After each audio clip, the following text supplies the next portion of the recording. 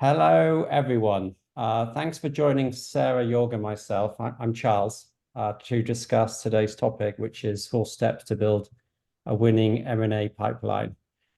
Just before we get going, I'd like to do some housekeeping, please. So during the discussion, you will be on mute, apart from the guests. We highly encourage you to ask questions anytime in the Q&A chat. To do that, please navigate to the Q&A panel at the bottom of your Zoom webinar screen and enter your questions. We ask that you don't put questions in the chat. You please put your questions in the Q&A panel. We'll get to as many questions you have as possible. I'll try my best to pick up questions during our discussions, and also we have a close at end of the webinar, we'll have a Q&A section to close out any questions. The webinar will be recorded, and we'll be emailing a link of today's recording within the next few days. So thank you, and let's get started. So Sarah and Joerg, welcome. Welcome. Well, hi, thanks for having us. Hi. Oh, no, it's great having you. So thanks for being here. And again, our topic is 4 steps to building a winning pipeline. I know from our previous discussions, you have lots of experience and ideas on this topic. So today, if you're okay, I'm just if you could start with just introducing yourselves and telling us a bit about your business, your M&A activity, number of deals you do, and then we'll have a general chat.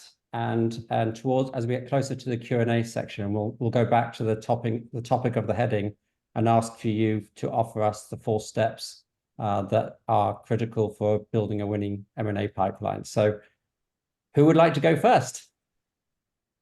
I'll start. All right. Hello, everyone. Sarah Beltz, DoBias. I'm a senior project manager with a company called Crowe. They are a public accounting technology firm with consulting. And I've been with them for 2.5 years. I live in Chicago, so I'm in Chicago presently. And just a little bit of background on me. So I have a more non-traditional route to M&A. I started out in different industries, automotive. I worked for several CPG companies. And my previous company was Morton Salt. And that's really where I got kind of introduced to M&A. And when I started at Morton Salt, they were acquired by a European company, K+S, and started to kind of, one of the first jobs that I did there was on the PMI side, so the post-merger integration into K+S. So worked a lot on SAP implementation and things like that. But I think what was interesting and where it started to pique my interest in M&A was just working with a company that has a different culture, a different language, and really just trying to kind of build bridges with them. And Morton has a large network of mines and plants across North America. So not only was it kind of working with the culture in Europe, but also working with different cultures throughout the North America, Canada. We had French-speaking plants and mines. So it was very interesting kind of as we acquired different plants and mines around North America and the process in that. So I really got interested in M&A there. Like I said, been with Crowe for 2.5 years in the corporate development team. So really excited to share some knowledge with everyone, and just a huge thanks to Modaxo for bringing us together today. Thank you, Sarah. That's a lot of experience. So Joerg, your turn. Thank you. Yeah, hi, everyone. My name is Joerg Windbichler. I'm a executive VP of A&I, which stands for Acquisitions and Integrations here at SoftwareOne. Briefly about SoftwareOne, we are a cloud and software solutions provider, and also the largest Microsoft partner globally. We have about 9,500 people and in over 60 countries. We're headquartered in Switzerland, listed on the Swiss Stock Exchange. I've been with SoftwareOne since 5 years, so February 2019, and I came in through an acquisition. SoftwareOne acquired Comporex, who I worked for since 2010 in the same position in M&A. And I have almost 25 years experience in M&A, investment banking, and then also managing IT portfolio companies until I then joined Comporex and then later SoftwareOne. I'm responsible for the M&A and the PMI teams here at SoftwareOne, and I'm sure we'll get into that later on. Since I've been with SoftwareOne, we've done 25 deals in the last 5 years, and we're currently doing roughly 3 to 4 deals per year in various geographic locations across the globe, and also in various IT service lines or service industries at the moment. So I'll leave it at that. I'm sure we will get to more later on, but I'm also looking forward to the conversation with you guys and the questions, and also thanking Medaxo for having us. Okay, Joerg, thank you. So just quickly for me, I'm Charles Courtley. I'm the Chief Product Officer at Medaxo. Been with Medaxo over a year. I actually work with Joerg and Sarah as clients of mine, so we have spent various discussions on how they do their processes and how we can help them support them better. But I will be facilitating today mostly, and looking to listen to Joerg and Sarah with their ideas. So thank you, Joerg and Sarah, for joining us. So just maybe a general discussion, if you're okay, in terms of a winning pipeline. Just describe overall how you approach it. What some of the challenges you face, and maybe thinking about the steps that you would recommend later on. But just, you are both active in M&A. You have a very active pipeline. You're closing deals regularly. Your pipeline is important to your growth. So just touch on how you approach it and the challenges you face, please. Sure. Sarah, you want to go first? Sure. So I think, building a strong pipeline is really important. And I think with teams, specifically our team, which I think is similar to other companies, is we have a smaller team. So we have a team of 5, and so we rely a lot on internal team members once we get into due diligence and post-merger integration. But just kind of having that small team, we really have to share a lot of different roles. And so I think that's important to just kind of express, because I think a lot of teams, don't have hundreds of people on their M&A team. We are just a team of 5. So I think that's important to just understand that each person has a very important role. It's a very dynamic role. That's one thing I enjoy about working in M&A. Every day is different. And so I think you just have to be ready for that. But that can be a challenge as well, because I think sometimes you have to really take a look at the bandwidth of the team and where you're focusing your energy. And so that's kind of been a challenge when we are in the middle of execution, one or more deals. We sometimes tend to lose the focus on building that pipeline. And so I think, it's important for teams to really ensure that regardless of where you're at, kind of what stage you're in, you still have some time dedicated to building the pipeline. And so that's just one thing that I wanted to share today. So you have a small team, and I think a lot of listeners would be in the same situation, right? The M&A team is always small, but in terms of that's your team focus on pipeline. How broad, in terms of other people you involve in the process, as you go down into diligence and integration, you very much involve more and more people, but do apart from your team, are there any other people in the from a pipeline process perspective that you engage? Absolutely. So we get a lot of our sources from our internal teams. So those are client-facing people. They are out in they're out in kind of business development and things like that. They're at conferences. They're meeting people. They have competitors. So they have a real good pulse on who's out there, who might be a good culture fit for us, who might be a good strategic fit for us. So we do source a lot of opportunities internally. We also source through external partners. So we have intermediaries or investment banks that we work with, and they do present a lot of opportunities to us that we can evaluate.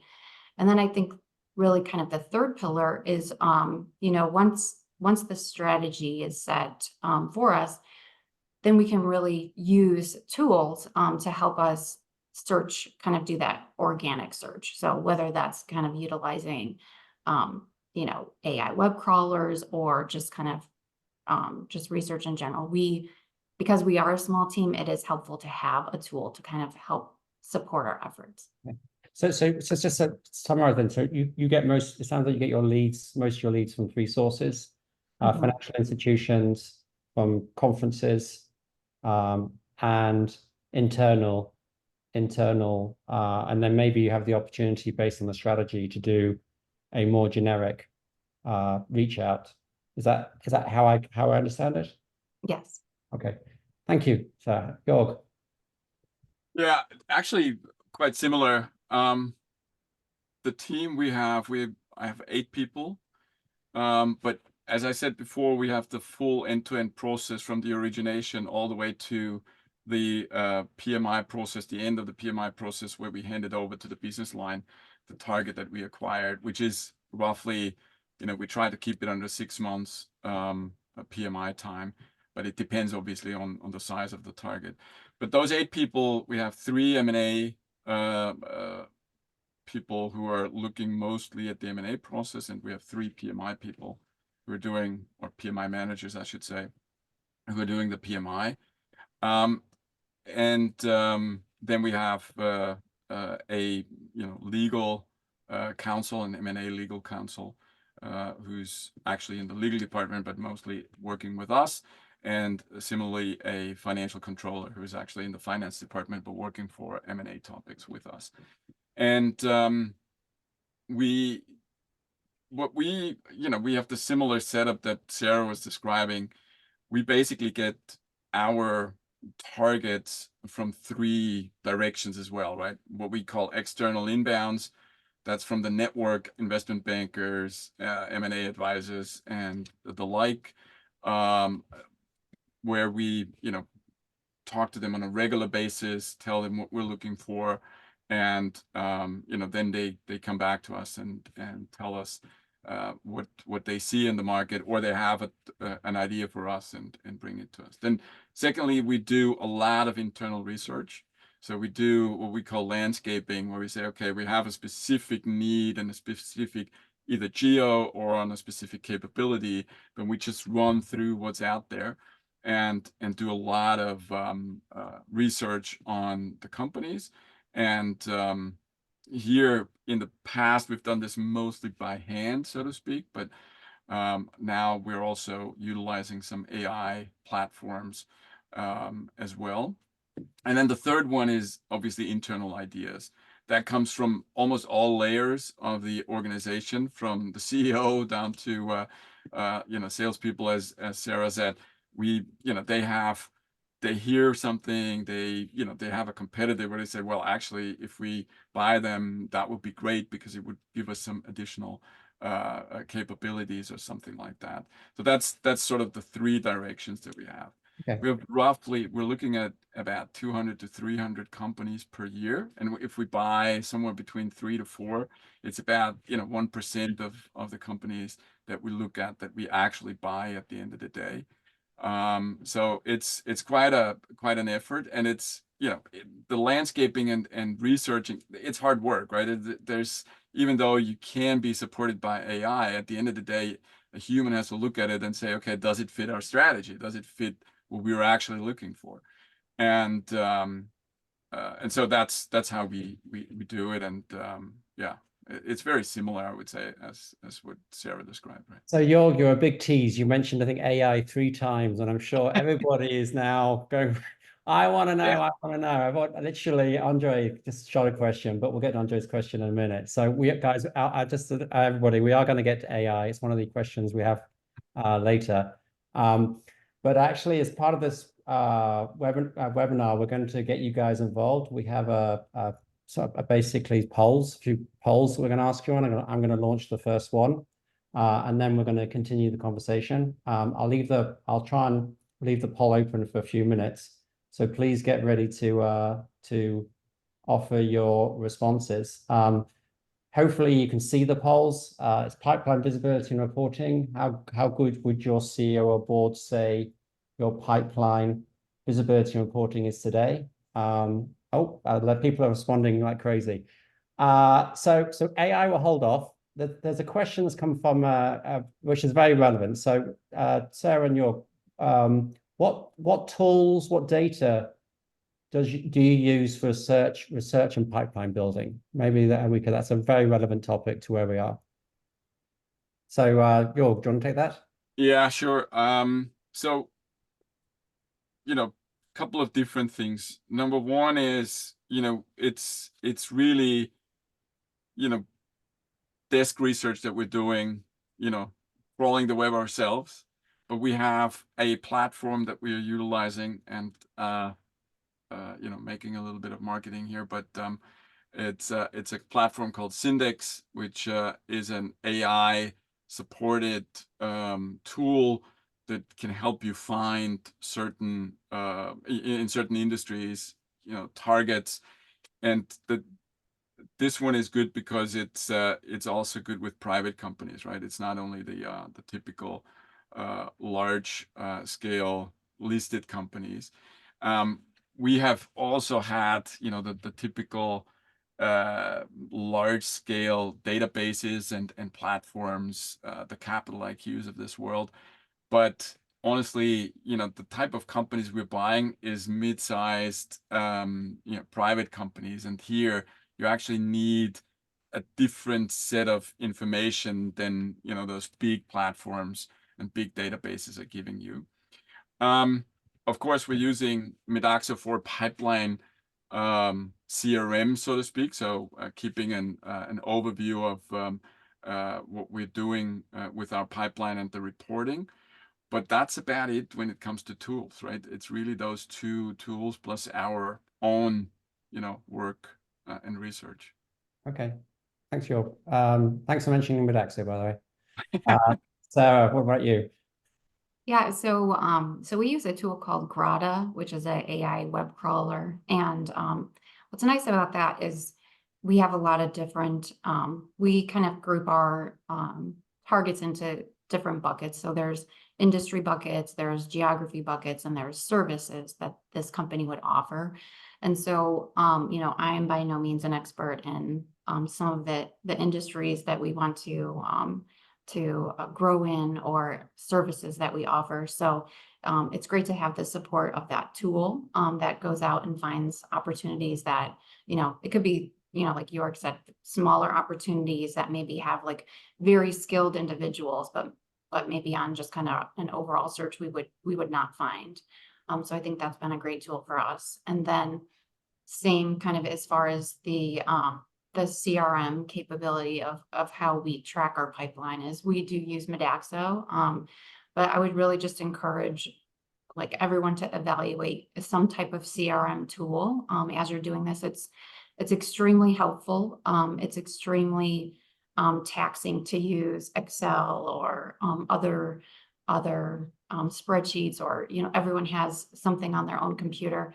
It's great to have a tool that you can collaborate with your team on, even though we have a small team. And most of us are in kind of the Chicagoland area. We do have some individuals that are not. And so not being able to meet with them in person, it's a great way to collaborate, virtually with each other as well. Thank you. Yeah, So I would second that. Sorry, I would second that completely. you know, we've used Excel, you know, everyone starts off with Excel, right? And then at some point we were just saying, okay, we need something that we can collaborate on. And you know, my team is spread all over Europe. It's really a fully virtual team. We meet face to face only once or twice a year, right? So that's helpful. Of course, you can use Excel as a collaboration tool as well, but it's just not baked well for you know, a lot of opportunities and a lot of topics that are specific to the M&A field, right? So we are getting interesting questions. So we're just going to go back to the poll. So I've closed the poll, and I'm going to come back to you, Joerg and Sarah, in terms about visibility and reporting and how important that is to you. You know, I think obviously the strategy is important with your board and the team, but also visibility and reporting. But it seems that there's a good close to 60% of you say that it could be improved, right? Your reporting visibility to the pipeline and your M&A process could be improved. So how do you guys handle that? How do you deal with the challenges of visibility to your pipeline reporting, linking it back to your strategy as well? Sarah, do you want to go first? Sure, yeah.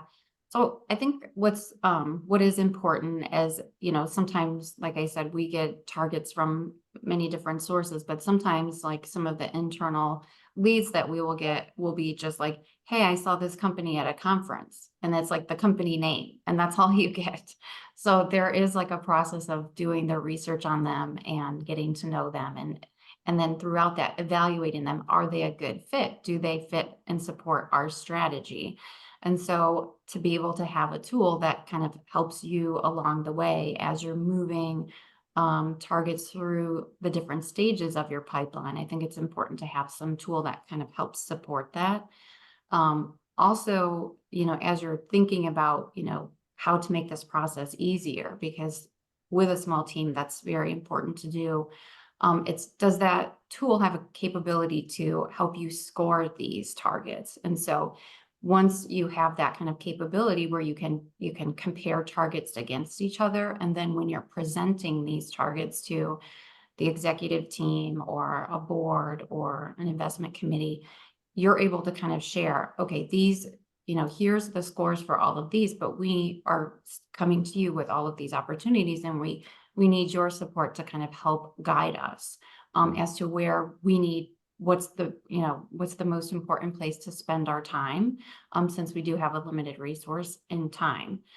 So I think just having the capability to track that in a very logical way, I think has been a huge time saver. And then just personally for myself, having a tool that has the capability to connect to Power BI or connect to kind of an Excel or PowerPoint. So you're not kind of creating things outside of the system. If it's a tool that can help do those things within the system, it's a huge time saver. And I'm just so thankful for the time that I have back now that I have a tool that can help me be more efficient.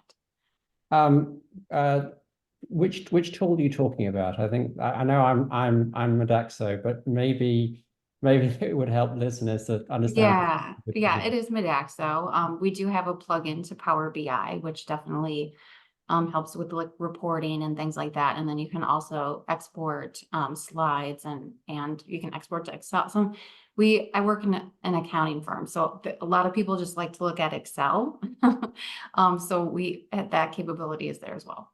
Yeah, I think Excel is going to be around for a long time in the M&A process, right? So, but thank you, Sarah. Joerg, what would you say in terms of So strategy? we have a couple of things. Number one is we have a regular strategy process that, you know, culminates in a strategy board meeting in September, which September-October timeframe, which, you know, flashes out the strategy for the next year, and it's particularly for the M&A strategy, right? So that gives us, the M&A team, sort of like the guardrails where we're looking, what we're looking for, where we are deep diving. And then on a regular basis, and that is, you know, monthly, We produce a report, currently still out of Midaxo into PowerPoint, but we're working on, as Sarah has mentioned, also the link to Power BI, where we can present this actually on an ongoing basis, where you don't have to change something or copy and paste something over. And there we're just presenting the pipeline and the opportunities that are there. But we have also a very, I would say, even intimate relationship with the executive board on talking about certain targets. The M&A team actually does the first evaluation where we say, okay, doesn't fits. And then when it fits, we actually, send the first overview to a subset of the EB, and then we either go on a call together and discuss it, or we have a management call with the target, and so on. So it's a very intense work that we have within the team, but also with the EB. But overall, when targets come in, we also follow a very stringent process. So we have, a weekly session of the M&A team reviewing just the inbounds that are coming in, and sort of saying, okay, which ones do we want to follow up on? Which ones are we're passing for whatever reason. But my understanding is your teams are relatively they're small, but are they distributed geographically, or they My team is so I have people all over Europe. The M&A team is in Amsterdam and Munich, and myself in Vienna. And the PMI team is in Madrid, Zurich, and Madrid and Zurich. Okay. We have an interesting again, the questions are coming in, but I'm going to keep going. We have let's move into sort of what changes are happening in the corporate development world and the M&A world, if that's okay.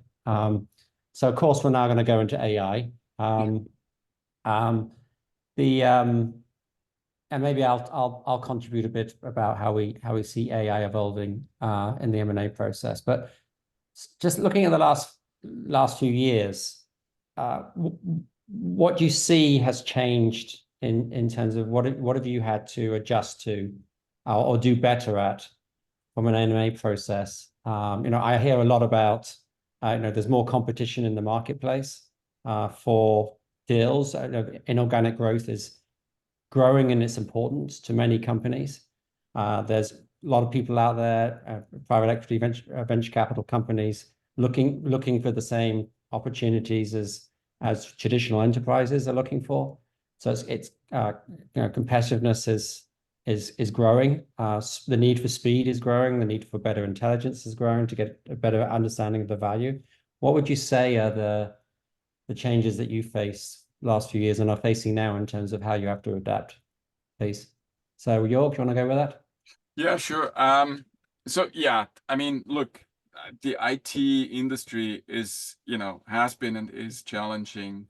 Has been challenging for years, right? Lots of ups and downs, and yes, competition is high because you have competitors that are looking at the same targets. You have private equities that are looking at spending their money. So there's quite a bit of competition going on for every good target. There's always a lot of competition, right? When a target is on the market for a longer time, you get suspicious, right? And you kind of step away just for the reason that they're on the market for too long. But other than that, the process is all about, as we already discussed, getting the right pipeline, getting the right targets in front of you, wherever they come from, and making the right choices. Are we always making the right choices? No, by no means, right? Because it's something that comes with the territory that M&A is I always say more an art than a science, right? Because there's so many different topics that you have to juggle, especially when it comes to the integration culturally and so on and so forth, right? That of course things can go wrong. But that's what you're trying to minimize, or you're trying to mitigate the risks that come with the process. Overall, and maybe just, pivoting to AI for a second, I personally am an early adopter. So, I jumped on the AI bandwagon personally, privately in December 22. I started to program with ChatGPT immediately. And so last year we actually started to look at, we had a working group, and we looked at our end-to-end process and looked at every step and said, how, what could be an AI use case in that step, and the next step, and the next step. So from origination all the way to the PMI process. And, we had a one-page template for all the use cases, which, business cases and benefits and everything. And I have to be brutally honest, it's been sobering, right? There isn't, yes, there are AI tools, but, we are nowhere near a revolution or something where you're like, this is going to change the industry forever.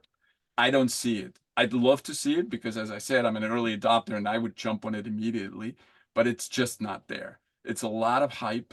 It's a lot of, oh, we have to. But when you dig deeper, and we really did, then there's not much left, right? Yeah, there might be this data room that has AI capabilities, but what does that mean, right?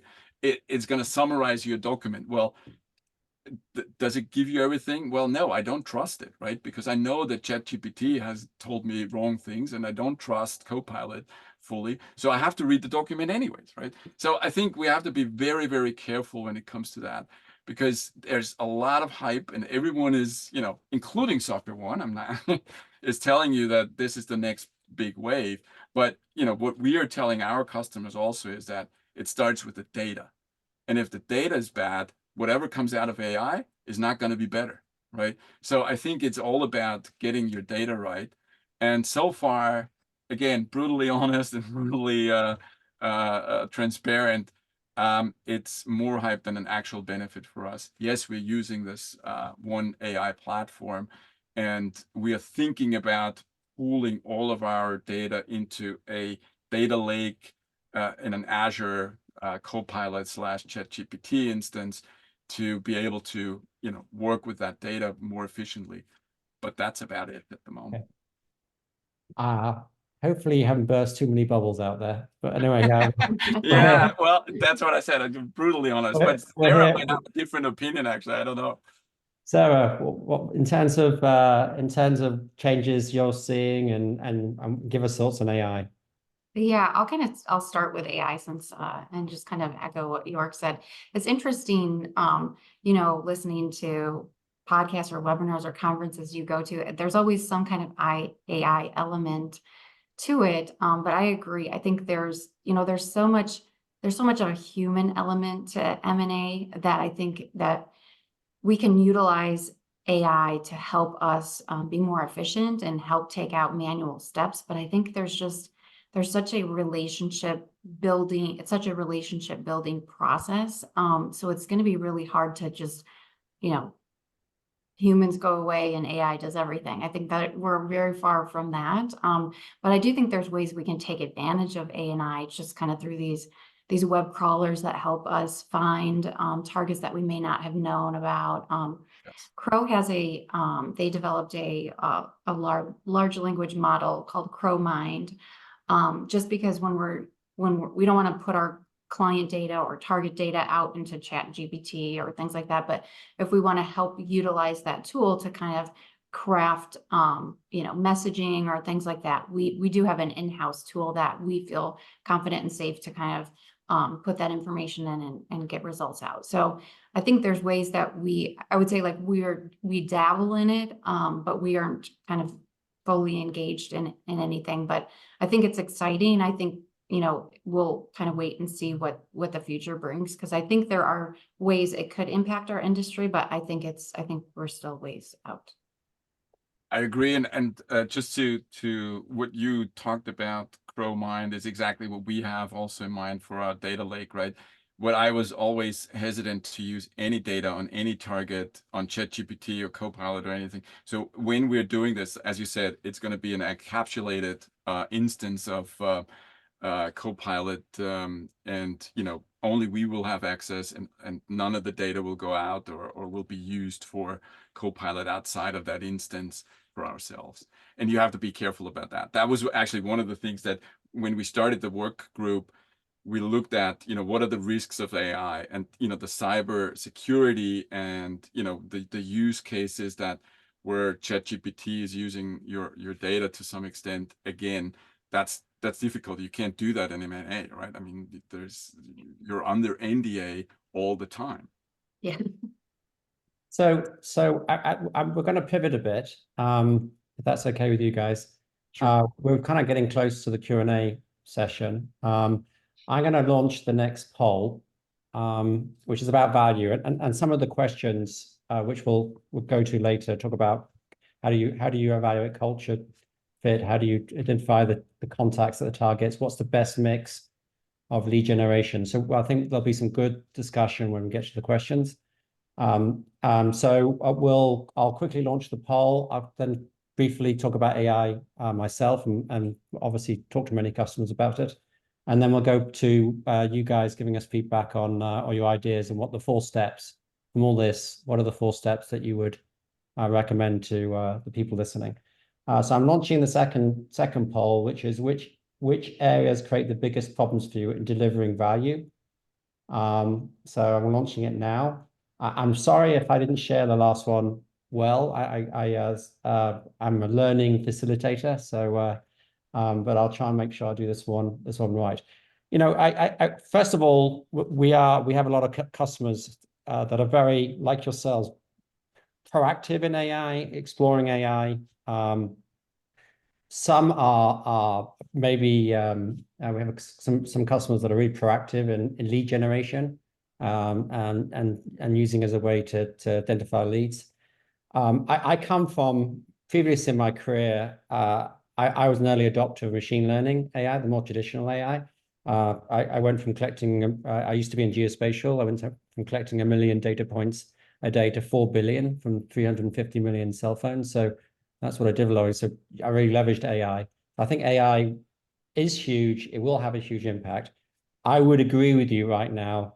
There's more hype than value, than real concrete value. There's a lot of uncertainty about the data you're getting.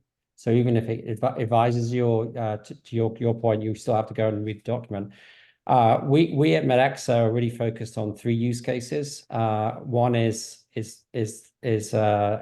helping customers explore lead generation. The second is analyzing documents quickly, and the third is helping them take their playbooks and integration and read and be able to look at the risks and optimize them. But in every case, I think we're all in the same place. We know there's an opportunity there. We want to grab it, and we're all very much interested in pursuing it.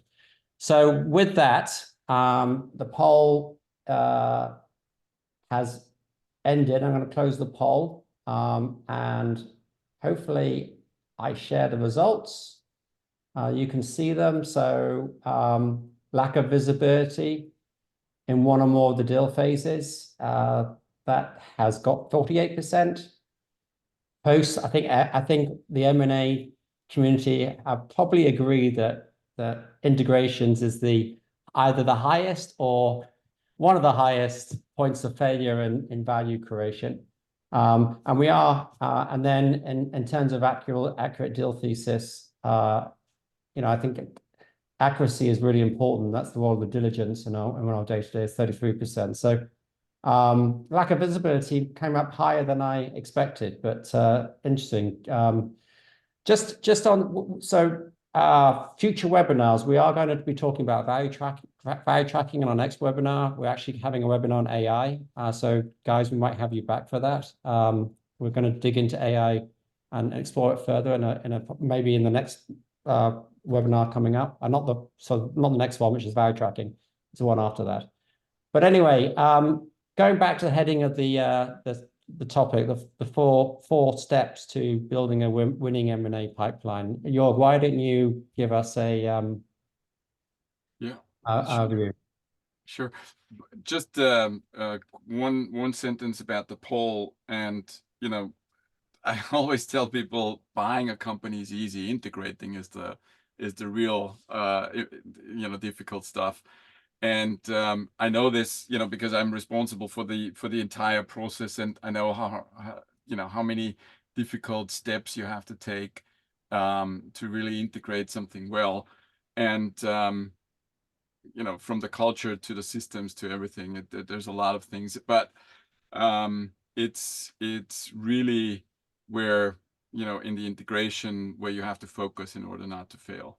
And you still do at some points, right? Even if you have the best playbooks around. So to your question, what are the 4 steps to winning, to a winning pipeline? So for me, it's number 1, it's a clear company strategy for the entire company from which your M&A strategy is derived, and is a supporting pillar to it.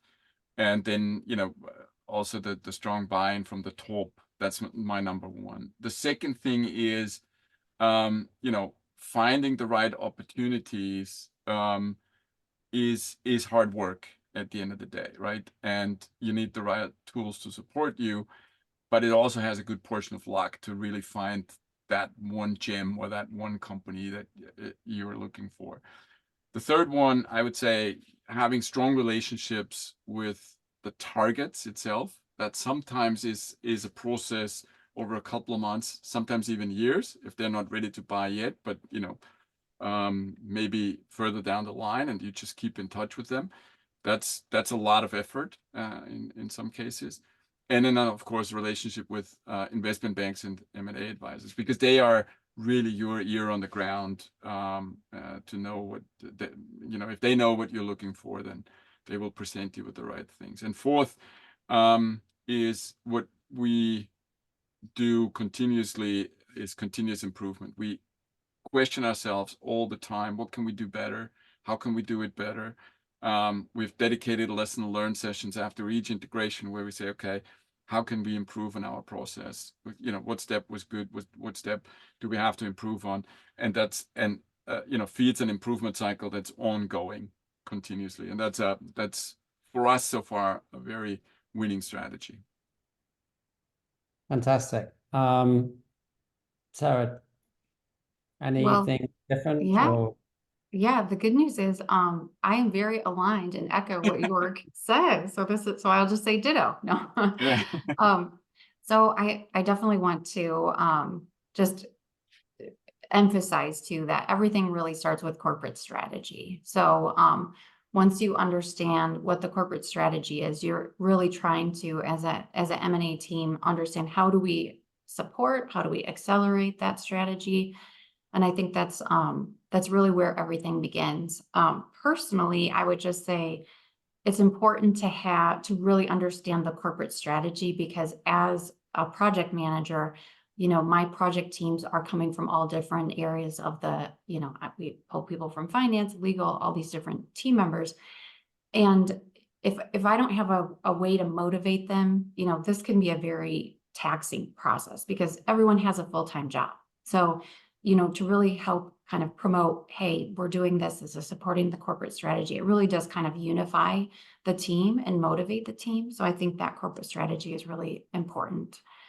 The next thing, again, opportunities. I absolutely think, once you understand the strategy and how you can help support it, it's kind of like getting those, we call them like hunting instructions from your teams, and really understanding, what is their risk appetite?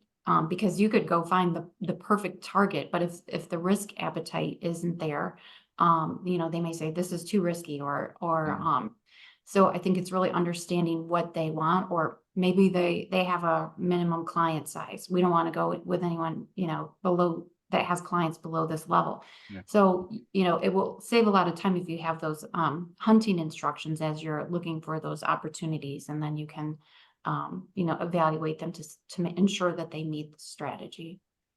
The third thing, absolutely, relationships drive this process. So I think, just working on ways to kind of facilitate those relationships, foster those relationships. It really helps to have a tool to help you support building that foundation. Some of these relationships are kind of immediate. You know that they're for sale, and then some of them take time, years, months. It's kind of having that call back when you have something exciting to share with them, or, getting reminders, every other month, I want to reach out to this person because this is a real good target that we want to go after. So I think that's important. And then lastly, absolutely, I think, being just kind of having like a process background, lessons learned are extremely important. I think kind of capturing those from, not only just your internal team and kind of who worked on it, but also your stakeholders, what is their interpretation? Do they think this was a success? Getting feedback from the targets themselves, or if you have external partners, like we use external counsel, so kind of getting feedback from them, I think is really important. And I think not only just getting the feedback and gathering it and having it kind of in your library of tools, but also, what are you putting in place to change and improve the process? So just ensuring that you're not just, okay, documenting, all right, this didn't work last time, but actually implementing things so the process will be changed and better the next time around. Okay, so we're running out of time. So I'll summarize then what I think so. That's the reason. So it sounds like the company strategy and the organization can rally around that strategy, your inorganic strategy. Obviously finding the right targets, having the tools, having the intelligence to get to the right targets that fit your strategy. Relationship building, very interesting, right? We always think relationship building is just about targets, but it's also about people you rely on for leads in terms of banks and so forth. And then finally, continuous improvement, being able to pivot quickly on something you've learned and being able to adapt that into your process. Did I capture that pretty well? And you've got to obviously have the tools, the people, and the capabilities to do that. We're going to go into Q&A. I have one more poll to go, so I'm going to launch that now. We have good questions, and the poll question here is: would you like to speak to a Redaxa consultant about lessons you've learned to build stronger M&A pipeline? So, let's go. So, thank you for all the great questions. There's an anonymous person said, what is the ideal mix of sourcing between 3 channels? Your M&A team, internal, and your 50% of inbound for company ideas. I think that's a slightly different mix of how we talked about it, but what would you say is your ideal mix that relative to your world? Just a quick summary of that would be great. I would probably say the external inbound. Well, our position is unique, obviously, because we are a serial acquirer, right? So we have a lot of external advisors and investment banks who come to us very, very regularly to talk about ideas that they have or targets that are out there, etc. Right? So I think, for us, it's by far the majority. I would say 55-60% that is the external inbounds. I would then say, about 25% what we do our own research, and the remainder with internal leads and ideas from the team. Okay, Sarah, what would you like to say? Yeah, I would say for us, we do get a lot from our internal partners, just because they really are out in the market and have a pulse on, what's going on. So I would say we get at least 50% from that are sourced kind of internally. And then we have good relationships with our intermediaries. So we get, we have opportunities coming in there. And then, when we go and if we have kind of, here's an area we want to grow in, or a service we definitely want to go after to add to our portfolio. It's, we can get a list of 200, 300, 400. And so I would say, like, we don't technically consider them as part of our pipeline. We do go through the evaluation of the 400 and say, which one of these 400 are qualified to kind of enter into our pipeline. So numbers wise, that's a big number, but once we kind of narrow it down, it may appear to be a smaller number, so maybe 25. Okay. So hopefully that answers your question, that the person who asked that question. Let's go to the next question. Cultural fit, right? I think that comes a lot in M&A discussions. In your opinion, how important is the cultural fit between the companies? How do you assess it during the pipeline collaboration? Any specific methodology or tool? Again, if you could just respond to that briefly, it'd be great. Maybe Sarah, you can start. Yeah, absolutely. Culture is, for us, it's so important to our company. And I think just to ensure that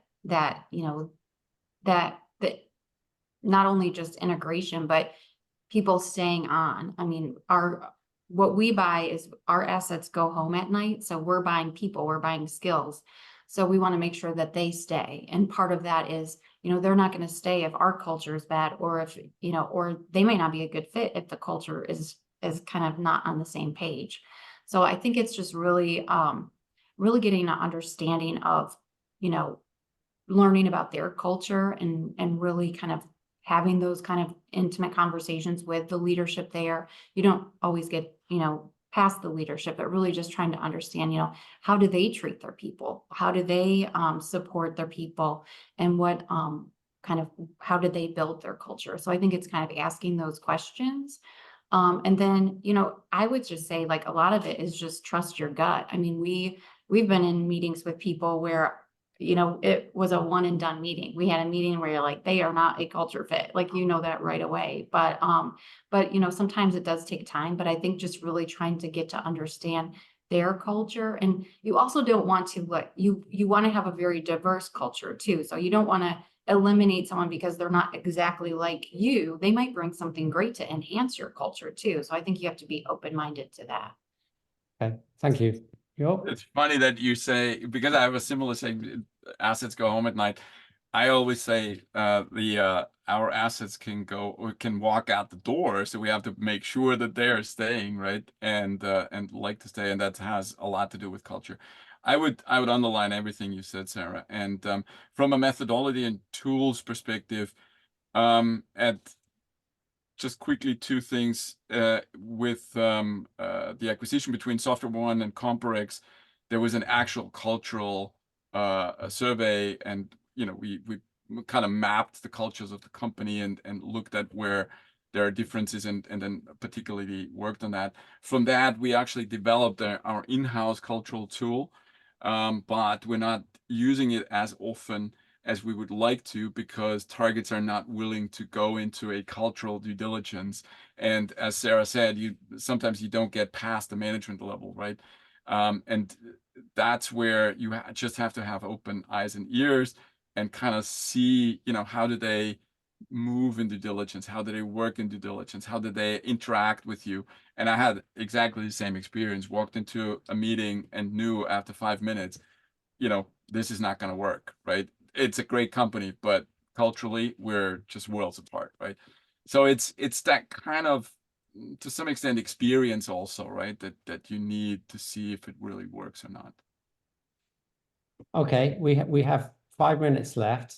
I'm going to try and squeeze in one more question. I want to thank Nilton for that last question, by the way, on the culture. It's a great question.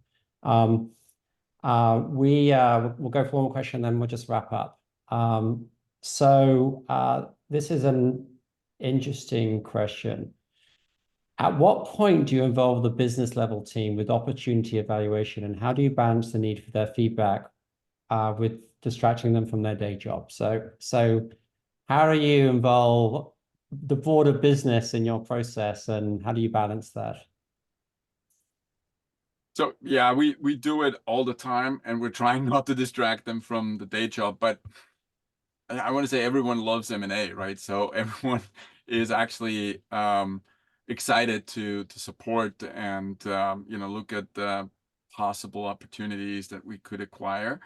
And we're not. This is not a broad approach where we ask 200 people. There's a dedicated either business line head or a team within a business line that looks at stuff. So we're trying not to distract them too much. We come with very specific questions so that they know what we're looking for and they can answer it, and not long-winded, broad questions where they lose a lot of time. Okay, thanks, Joerg. Sarah, can I give you a couple of minutes and then we'll close out?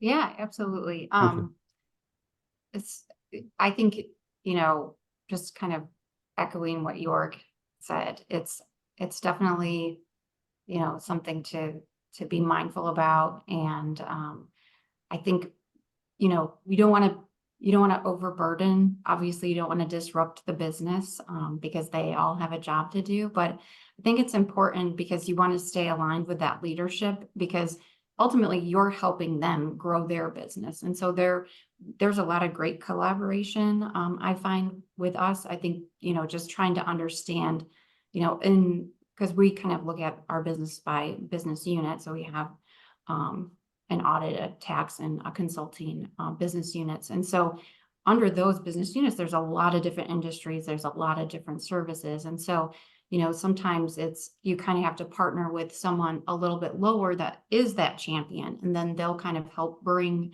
that opportunity to their BU lead, because they're managing a lot of different opportunities. So I think it's important to really stay connected and dialed in with that leadership team, and really kind of understand where do they want to grow, and where do they want to grow organically, and where do they want to grow inorganically, and how can we help support that? Okay, so Sarah, thank you. We have four outstanding questions. So what we'll try and do is we'll try and maybe if you guys are Joerg and Sarah, you're okay, we'll try and sort of do an email brainstorming session to respond to the questions and give them feedback. So thank you very much for being with us today. Thank you for dealing with my first attempt at facilitation. Hopefully I was okay. Done well. And guys, this is we're coming to wrap up the session. Hopefully you found that useful. Just a reminder, the webinar has been recorded. We will post it out to everybody within 2 days, and have a great day. And we look forward to speaking to you or having you on the next webinar. So thank you, everybody. Thank you. Thank you.